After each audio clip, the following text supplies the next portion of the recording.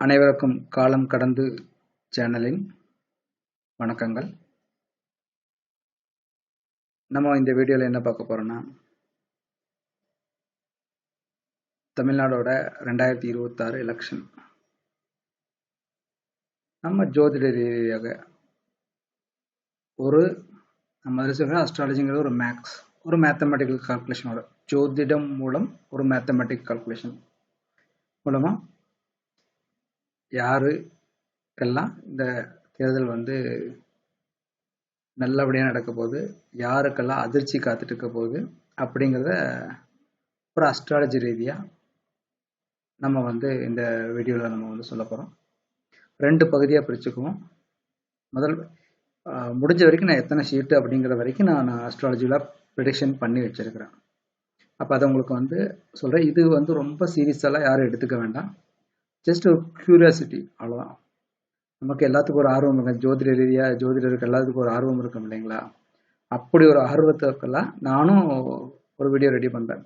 So நடக்கிறது நடக்காது, அது நம்ம கையில் இல்லை, சரிங்களா? அதுக்கு மேலே ஆண்டவனோட வழி. நம்ம அதை கணிக்கிறதுக்கான முயற்சி செய்கிறோம், அவ்வளோதான். இது ஒரு முயற்சி, அவ்வளோதான். ரொம்ப நீங்கள் யாரும் சீரியஸாக எடுத்துக்க வேண்டாம், ரொம்ப எமோஷனல் ஆகிக்க வேண்டாம். நம்ம இந்த ப்ரெடிக்ஷன் இந்த வருஷம் எப்படி நடக்கும் அப்படிங்கிறதுக்கு தெரிஞ்சுக்கிறதுக்கு முன்னாடி ஒரு பாஸ்ட், ஏற்கனவே ஒரு 25 வருஷம், லாஸ்ட் 5 எலெக்ஷனை ஒரு சின்ன விளக்கம் கொடுக்கணும் அப்படின்னு நான் ஆசைப்படுறேன். என்னென்ன நார்மலாக நீங்கள் பார்த்தீங்கன்னா தெரியும்,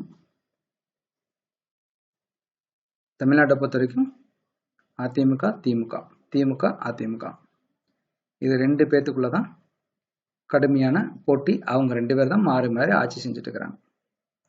இதில் புதுசாக நம்ம என்ன பண்ண போகிறோம் அப்படின்னா, இதில் புதுசாக என்ன நம்ம தெரிஞ்சுக்க போகிறோம் அப்படின்னா, ஒரு சின்ன ஒரு விஷயம் இந்த அஸ்ட்ராலஜிக்கலாக ஒரு விஷயம் நடந்திருக்கும். எப்படின்னா, உங்களுக்கு உதாரணத்தோட சொல்கிறேன் நான். ஃபஸ்ட்டு இப்போ திமுக அதிமுக 2021 மோதுது. அதிமுகவோட தலைவர் ஜெயலலிதா, திமுகவோட தலைவர் கலைஞர். இப்போ ரெண்டும் 2ல் ஜெயிக்கிறத பார்த்தீங்கன்னா 2001 அதிமுக ஜெயிக்குது. இப்போ அதிமுக ஜெயிச்சிருச்சு. முதலமைச்சர், இங்கே முதலமைச்சர் நான் கொடுத்துருக்குறேன். முதலமைச்சரை யார் பதவி ஏற்றிருப்பான்? இந்த ஹெட்டிங் பார்த்தீங்கன்னா தெரியும், ஜெயலலிதா பதவி ஏற்றிருப்பாங்க. ஆனால் முதலமைச்சர் வேட்பாளருக்கு நின்றது 2 பேர். ஒன்று ஜெயலலிதா அவர்கள், இன்னொன்று கலைஞர் அவர்கள். ஸோ ஜெயிச்ச ஜெயலலிதா அவர்கள் முதலமைச்சர் ஆயிட்டாங்க. எதிர்கட்சியாக அமர வேண்டிய கலைஞர் அவர்கள் எதிர்கட்சியாக அமரலை. அதற்கு பதிலாக அன்பழகன் அவர்கள் எதிர்கட்சியாக உட்காந்துட்டாங்க. இது ஒரு விஷயம். 2வது பார்த்தீங்கன்னா 2006 திமுக ஜெயிக்குது, கலைஞர் முதலமைச்சர் ஆயிடுறாரு. ஆனால் எதிர்கட்சி தலைவர் பார்த்தீங்கன்னா, அதாவது 2வது வந்த ஜெயலலிதா அவர்கள் எதிர்கட்சியை உட்காரல, பன்னீர்செல்வத்தை தான் எதிர்கட்சியாக உட்கார வச்சாப்படி. ஆனால் உங்களுக்கு எல்லாத்துக்கும் தெரியும், அந்த வருஷம் ஒரு பன்னீர்செல்வம் அவர்கள் டேட்டா எடுத்து பார்த்தீங்கன்னா தெரியும், ஒரு அரௌண்ட் ஒரு 10 நாள் தான் எதிர்கட்சி தலைவராக உட்காந்துருப்பார். அதுக்கப்புறம் மறுபடியும் ஜெயலலிதா உட்காந்துருப்பாங்க. ஆனால் அந்த 10 நாள் எதிர்கட்சி தலைவராக பன்னீர்செல்வம் அவர்கள் உட்கார வேணும் அப்படிங்கிறது தான் ஜோதிட விதி. அதனால தான் அந்த எலெக்ஷனில் ஏடிஎம்கே தோத்துச்சு. லாஜிக்காக எக்ஸ்பிளைன் பண்ணுறேன் நான். அதேமாரி 2011 ஏடிஎம்கே வின் பண்ணுது, ஜெயலலிதா அவர்கள் முதலமைச்சர் ஆகிறாங்க. அதே கட்சியில் இருக்கிற, அதே கூட்டணியில் இருக்கிற விஜயகாந்த் அவர்கள் எதிர்கட்சி தலைவராக உட்காரார். அப்போ அங்கே கலைஞருக்கு அங்கே வாய்ப்பே இல்லை. அது ஆல்ரெடி முதல்வர் ரேஸ்லேயே இல்லாத ஒருத்தர் அந்த எலெக்ஷனை பொறுத்த வரைக்கும். 2016 பார்த்தீங்கன்னா ஏடிஎம்கே ஜெயிக்குது, ஜெயலலிதா அவர்கள் முதலமைச்சராக பதவி வைக்கிறாங்க. அன்னைக்கு பாருங்க, 2வது இடத்துல கலைஞர். திமுக வருது, ஆனால் கலைஞர் எதிர்கட்சி தலைவராக உட்காரல. ஸ்டாலினை போய் எதிர்கட்சி தலைவராக உட்கார வைக்கிறாங்க. இந்த 2021 மட்டும் டிஎம்கே ஜெயிக்குது, ஸ்டாலின் முதலமைச்சராக உட்காந்துட்டாரு. எதிர்கட்சி தலைவராக, அதாவது அதுக்கு அதை எதிர்கட்சி தலைவராக 2020 2வது இடம் வந்த அதிமுக இபிஎஸ்ஏ உட்காந்துட்டார். இந்த ஒரு தேர்தலில் மட்டும்தான் விதிவிலக்காக நடந்திருக்கும். இப்போ இங்கே என்ன சொல்ல வரேன்னா, நம்ம வந்து முதல்வர் ரேஸ், யார் முதல்வர் யார் முதல்வர் யார் முதல்வர் அப்படிங்கிறது மட்டும்தான். அதாவது இங்க 4 பேர் போட்டிடுறாங்க. ஸ்டாலின் அவர்கள், இபிஎஸ் அவர்கள், திரு டிவிகே கட்சி தலைவர் விஜய் அவர்கள், திரு சீமான் அவர்கள் 4 பேருமே முதல்வருக்கு தான் போட்டி போடுறாங்க. இதுல யாரோ ஒருத்தர் எதிர்கட்சி தலைவரை உட்காரணுமா இல்லையா? அப்ப இந்த 4ல யாரோ ஒருத்தர் தானே முதலமைச்சர் ஆக முடியும். அப்போ எதிர்கட்சி தலைவர் அப்படிங்கிற பாயிண்ட்டுக்கு இந்த போட்டியிடக்கூடிய நபர்கள்ல தகுதி இல்லாதவர்கள் இருக்கிறாங்க. அப்படின்னா அவங்க கட்சிக்குள்ளேயே அவங்களோட யோகத்தை, ஒரு சிலருக்கு திடீர் ராஜயோகம் இருக்கும். அந்த திடீர் ராஜயோகம் என்ன பண்ணுன்னா, அவங்கள அறியாம அந்த முதலமைச்சர் வேட்பாளராக இருக்கிறவங்களோட கட்சியில ஒருத்தர் இருப்பாரு. அவரு எதிர்கட்சி தலைவரா அமரும். ஏன்னா ஒரு கட்சி ஜெயிச்சிருச்சுன்னா முதலமைச்சர் அந்த கட்சியோட தலைவர் தான், அதுல எப்பவுமே மாறவே மாறாது. ஆனா எதிர்கட்சியா உட்கார்றத மட்டும் பின் வாங்கிக்குவாங்க தலைவர்கள். இது வந்து லாஜிக்கா எல்லா பக்கமும் நடக்கும். அப்ப இங்க என்ன சொல்ல வரேன்னா, இந்த பன்னீர்செல்வம் அவர்கள் ஜெயலலிதா டைம் நீங்க பாத்தீங்கன்னா, ஜெயலலிதா இருந்தப்ப 2 டைம் அவர் முதலமைச்சரா இருந்து வெளியே வந்துக்கிறாரு. ஏன் அப்படின்னா, ஜெயலலிதா அவர்கள் ராசி சிம்ம ராசி, பன்னீர்செல்வம் ராசி பார்த்தீங்கன்னா மீன ராசி. ஜெயலலிதா ராசிக்கு 8வது ராசி. அந்த 8வது ராசி அவருக்கு வந்து என்ன பண்ணுன்னா, நமக்கு 8னா நமக்கு என்ன பண்ணணும்னு ஜோதிடத்துல எல்லாத்துக்கும் தெரியும்.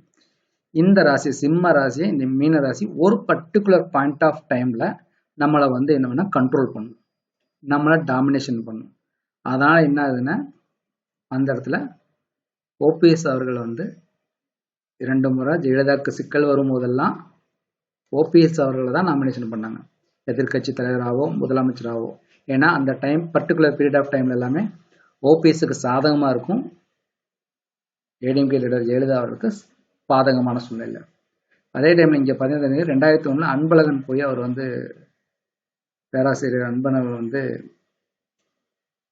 எதிர்கட்சி தலைவராக வந்தார். அப்ப பார்த்தீங்கன்னா கலைஞர் ரிஷப ராசி எல்லாத்துக்கும் தெரியும், அன்பழகன் அவர்கள் தனுசு ராசி, கலைஞர்ல இருந்து 8வது ராசி. ஸோ அந்த தேர்தல் அப்போ அன்பழகன் அவர்களுக்கு ஒரு திடீர் ராஜயோகம், அவரு போய் எதிர்கட்சி தலைவராக உட்காரணுங்கிற விதி இருக்கிறங்காட்டி தான் கலைஞர் தோற்கடிக்கப்படுகிறார். ஓகேங்களா? இந்த லாஜிக் அப்படின்னா என்ன ஆகும் அப்படின்னா, இப்ப இருக்கிற எலெக்ஷன்ல ஒருவேளை திமுக தோல்வியற்றால் ஸ்டாலின் அவர்கள் எதிர்கட்சி தலைவராக போய் அமர்வாரா? அமர மாட்டார். அப்படின்னா ஸ்டாலின் அவரோட கட்சியில மீன ராசி, ஏன்னா ஸ்டாலினோட ராசி வந்து சிம்ம ராசி, அதே மீன ராசி நபர் ஒருவர் அவரோட கட்சியில இருக்கலாம். ஒருவேளை திராவிட முன்னேற்ற கழகம் தோக்கணும்னு ஒரு விதி இருந்ததுன்னா மீன ராசியில ஒரு நபர் அந்த கட்சியில உட்கார்ந்துருப்பார். அவருக்கு நான் சொல்றேன், அவங்க 176 பேரை நிறுத்துறாங்க. 176 பேர்ல எத்தனை பேர் வேணா மீனராசி இருக்கலாம். அந்த மீனராசி இருக்கிற நபருக்கு ஒரு ராஜயோகம், திடீர் ராஜயோகம் நடந்துட்டு இருக்கணும். அந்த தசா புத்தி காலம் நடந்துட்டு இருந்திருந்தால் ஸ்டாலின் அவருக்கும் முதல்வராகும் யோகம் வாய்க்காது. ஓகேங்களா? இது ஒரு சான்ஸ். நான் வந்து வாய்ப்பை மட்டும்தான் சொல்றேன். 2வது, ஒருவேளை இபிஎஸ் அவர்கள் தோற்றால், முதலமைச்சரா தூக்கல, அவன் எதிர்கட்சி தலைவர் யார் உட்கார்வார்? அவரே தான் உட்கார்வார். அவர் 2வது இடம் வந்துருச்சுன்னா அவரே தான் உட்கார. அவர் யாருக்காகவும் விட்டு கொடுக்க மாட்டார், எல்லாத்துக்கும் தெரியும். ஏன்னா விட்டு கொடுத்தா அது என்ன ஆகுன்னு எல்லாத்துக்கும் தெரியும். அப்ப அங்க ஒருவேளை திமுக ஜெயிச்சால், அதிமுக 2வது இடம் வந்தா, அப்ப எடப்பாடி பழனிசாமி அவர்கள் தான் எதிர்கட்சி தலைவர். அதுல மாற்றம் வராது. ஒருவேளை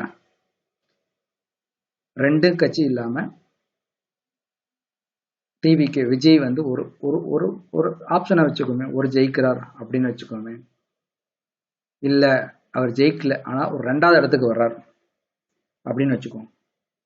அப்படின்னா விஜய் போய் எதிர்கட்சி தலைவரா உட்காருவார்னா அவர் முதலமைச்சர் கேண்டிடேட், அவர் எதிர்கட்சியா உட்கார அளவுக்கு அவரோட ஈகோ வந்து ஒத்துழைக்காது.